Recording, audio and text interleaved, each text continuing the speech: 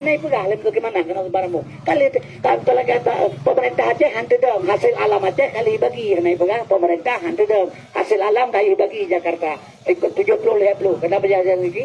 Kalau kayak matengku 70 dikurung bawa pemerintah Aceh bagi dua Jakarta. Ijo ke Jakarta gas alam, pupuk ASEAN, pupuk Iskandar Muda, pupuk kereta KKA, semen adalah ban Acehnya wow Jakarta. Ibi kereta Aceh tengku buat pabrik yang rayu-rayu. Yang pertama pabrik Kana Belangong jalan jauh baru dah kelibu lewat lagi nyawa pabrik yang Aceh. Yang kedua pabrik Tira daerah Matamu baru Kanono nyawa Kura Aceh. Yang kelima pabrik Batai Cemurung Hiju yang dia gagak tunggu. Tapi tu pabrik Ibi Jakarta Kura Aceh di Aceh Timur hidup pabrik Aran. Ya ni kali bagi hasil pun melimang yang kerja tengah ada pertimbangan bagi tunggu. Sebab dia anale dibukai pengenyan baru sah tunggu mah sayang kalau begai lo hotel bekas sayang. Nyo kalinya pemilunya 3 tu tinggal kurus DPA melapan bok tunggu. Pertai begadang di Jakarta. Nah urang ke ni pandalabu balu bah berkemah ke DPA-nya PA saya gele urang. Lo begai lo baik menan lo begai lo. Sebab mano Kedang Partai Golkar di Jakarta na Soeharto Bipeng. Partai Nasdem biaya Surya Palu Kedang Partai Nasdem. Haritanu Kedang Partai Perindo karena Peng Haritanu. Kedang Partai Partai PDI karena Peng Megawati. Kedang Partai Aceh kan Peng bagaimana lo pegang.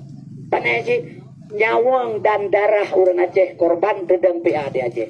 Jadi lo pegang hilang baik nak hubungi hero nak kenyang ke PA lo pegang banyak partai lagi masjid lo dah pegang abis korban orang liu masjid ya saya udah lama masjid tak tua saya dalit ini pegang yang kedua maka lo pegang laganya tidak ibu bangai lega tunggu sebab tujuan Jakarta nyo yang perle yang pak nak kalau nyop kan masalah politik perle pegang apa politik lah ini tunggu politik anak kawan yang sejati anak musuh yang abadi lah politik lelaki mah batengku mendakir mana barasa jalan gubernur kepakai wakil Khalid mak aja orang kampung lo juga asma ayah si Khalid kami tadi rabe orang minggu ini kuku yang tahu di kampung tu ini era Prabowo Gerindra era Prabowo melintas Soeharto jabatan komandan Kopassus Boji perpanjangan tangan Soeharto untuk bangsa Aceh masa konflik urangnya menggandeng bahu ngampai orang Aceh politik lampur lepegang Itanya ura Aceh biasalah dan kurangnya ipa Joma dengan ipa ya lu sai mengen ya peganya enggak ada akai anak sebagai orang yang boleh ura Aceh kata kurang yang tunggu yang kerja dia contoh gaya hana pateh ura Aceh tunggu